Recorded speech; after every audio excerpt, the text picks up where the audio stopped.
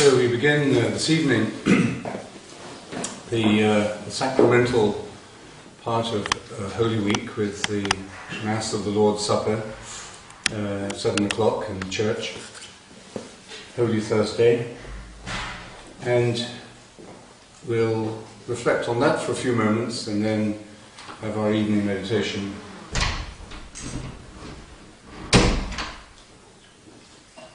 And then we'll go and prepare for the Mass. There are two aspects to the Holy Thursday liturgy which take us, I think, into the heart of what we have been reflecting on during this week so far, stages of contemplation. Because although these are the liturgical, the sacramental aspects of Easter that we begin tonight, they are also mystical. They have a mystical import and importance. And it's important for us to connect our meditation with this sacramental side. The sacrament is an outward sign of an inward reality. We all probably learnt that in catechism. And the inward reality is, of course, what we touch into in meditation and operate from in our daily lives.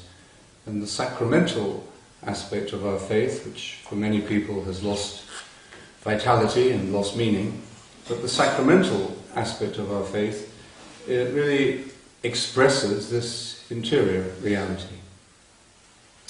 And there are two sides to the liturgy this evening. One is what is often being called the lost sacrament of Christianity. It's the washing of the feet. We see that in the Gospel of John at the beginning of the Last Supper, where Jesus washes the feet of his disciples. And we'll tell that story again this evening in the Gospel, of course. And the drama of that incident is the shock that it creates, the indignation that Peter, for example, expresses at the idea that Jesus, his Lord and Master, should wash his feet. It seems to overturn the whole power structure that he had become comfortable with and was operating within. And anything that upsets our power structure is a revolution. And revolutions can be very messy and uncomfortable and disturbing affairs. And yet this is a revolution of love, not a revolution of violence. Jesus is not trying to impose a new order on humanity. He is witnessing to the reality of this new order. He's saying this is actually how things are. This is the nature of reality and the nature of our relationships. And whatever he does in Christian faith, we understand to be itself a revelation of the nature of God. So in some equally shocking way, this lost sacrament of the washing of the feet tells us something about the nature of divinity itself. Jesus puts it very succinctly where he says, I came to serve, not to be served. Well, that shows a fundamental rearrangement of our egotistical view of the world. So this evening, when after we've heard the story from the Gospel, we will break up into, I think, a few small groups, and each person will wash the feet of the person next to them. Each of us will have our feet washed and will wash the feet of our neighbour. And it's something that we can describe, but when you actually do it, I think the meaning of it becomes very tangible and very powerful. Peter's indignation and his refusal to have his feet washed is a reflection of the ego. The ego's need and instinctual reaction is to stay within a safe power structure. whether you see yourself as inferior or superior. But what the sacrament of the feet, of the washing of the feet does, is to reverse that power structure and place service at the centre of our relationships to each other. But we are not there to dominate, to exploit, to control. We are there primarily to serve.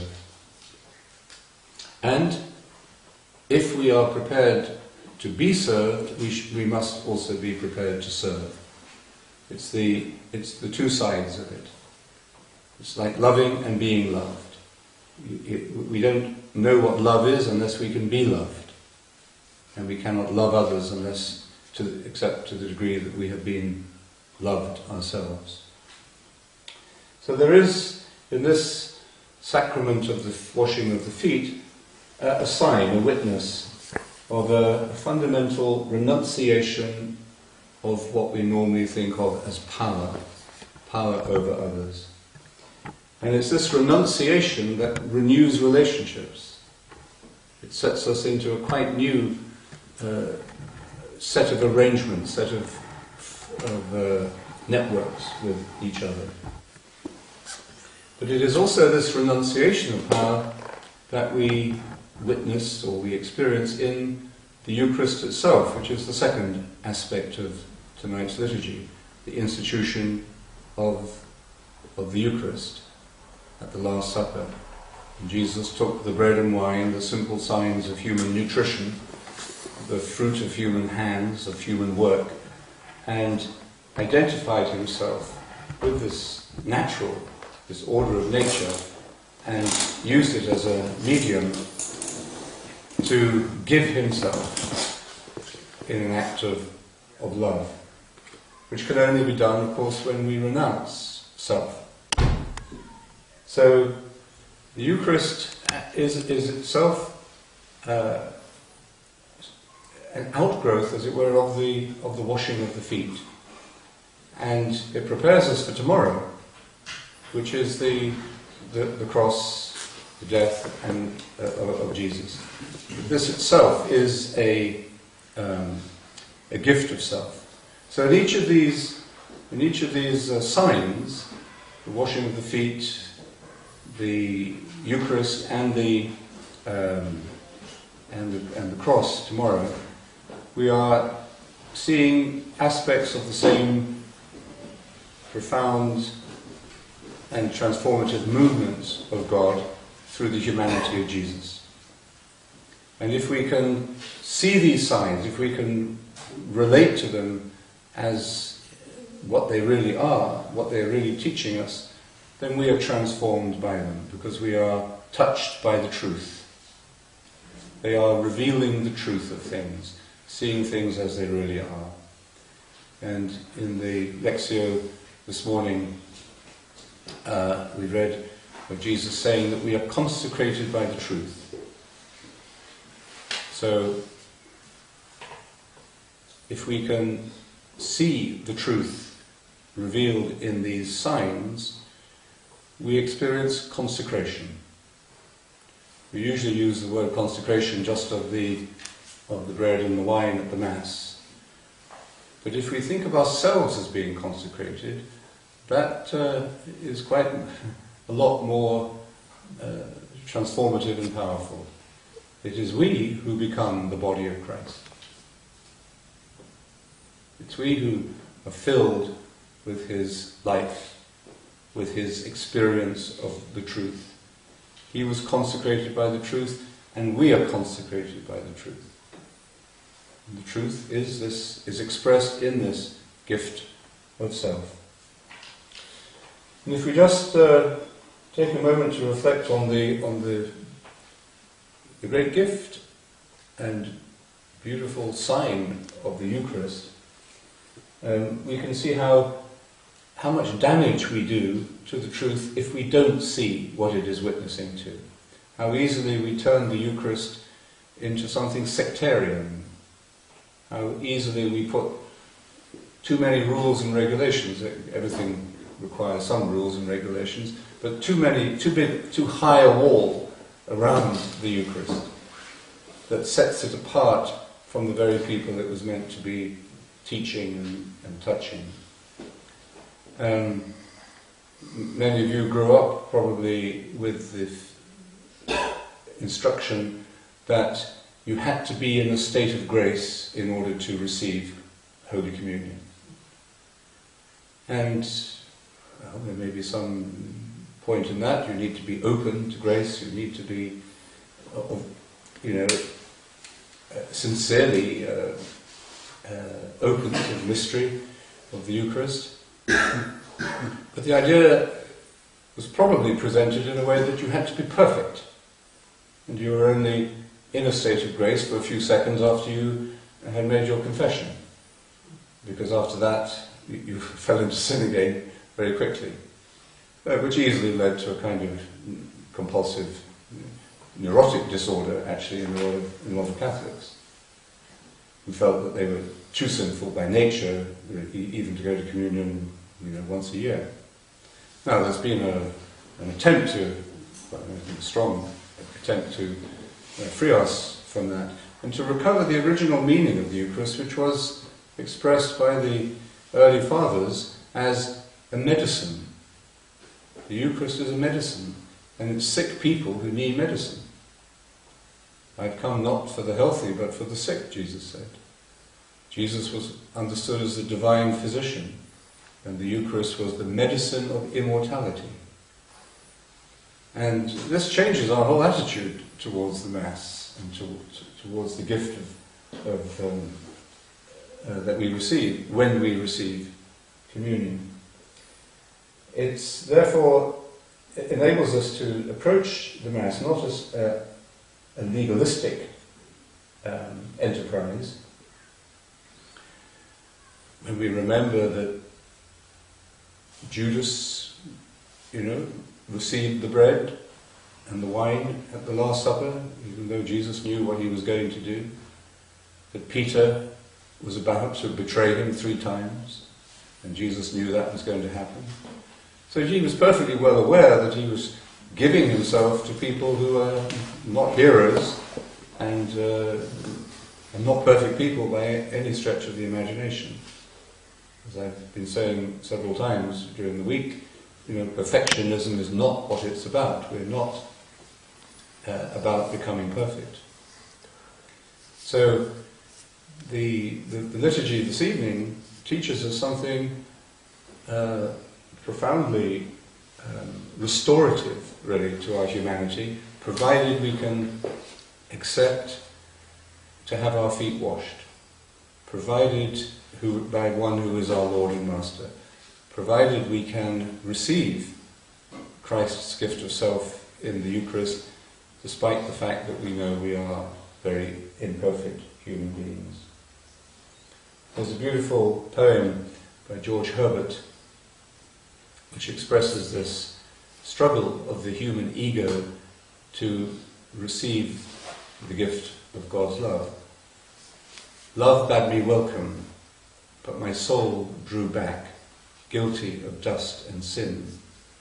But quick-eyed love, observing me grow slack from my first entrance in, drew nearer to me, sweetly questioning if I lacked anything.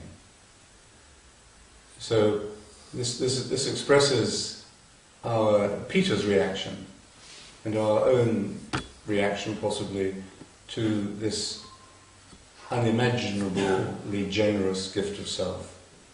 I am not worthy. We actually say that just before communion. I am not worthy to receive you. But, and the big but is there.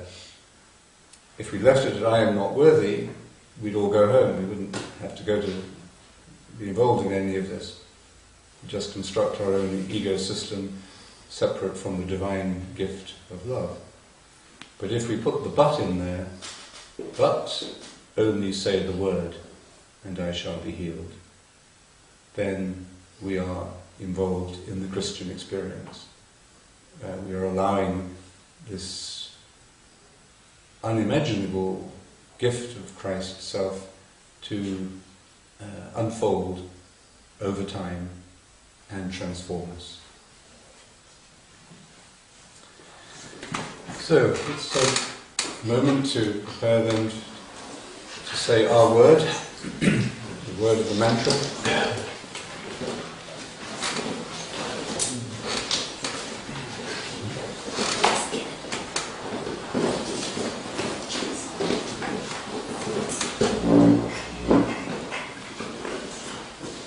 Let me remind you again of how simple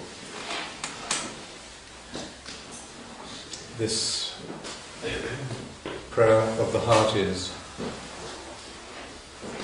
And if we ever think that we're unable to do it, or that we're not worthy of doing it,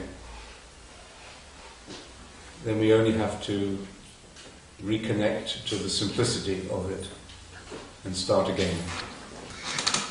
We sit down, we sit still, we close our eyes.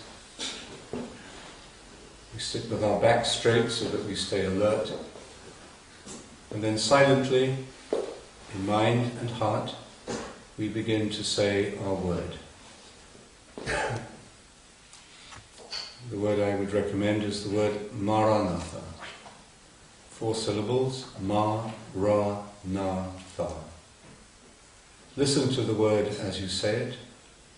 It's in the listening that we take the attention off ourselves, that we, as it were, short-circuit the ego system just by this simple act of listening, which is also an act of faith. And when the mind gets distracted and wanders off, we simply return to the word, humbly and confidently, without any sense of self-judgment or self-criticism because we're not perfect at it. It's in the returning to the word that we make the journey.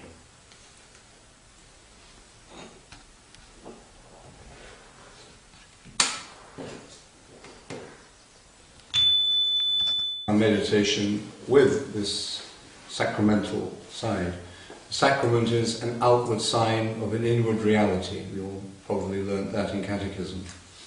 And the inward reality is, of course, what we touch into in meditation and operate from in our daily lives. And the sacramental aspect of our faith, which for many people reflecting on during this week so far, stages of contemplation. Because although these are the liturgical, the sacramental aspects of Easter that we begin tonight, they are also mystical. They have a mystical import and importance. And it's important for us to connect.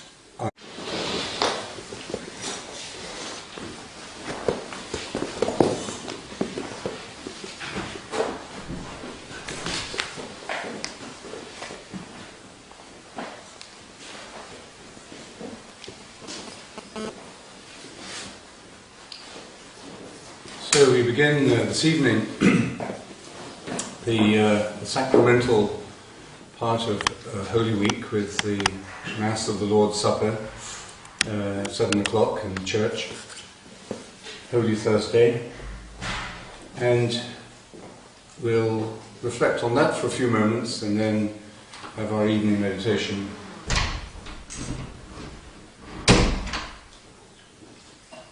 And then we'll go and prepare for the Mass. There are 2 aspects to the Holy Thursday liturgy which take us, I think, into the heart of what we have been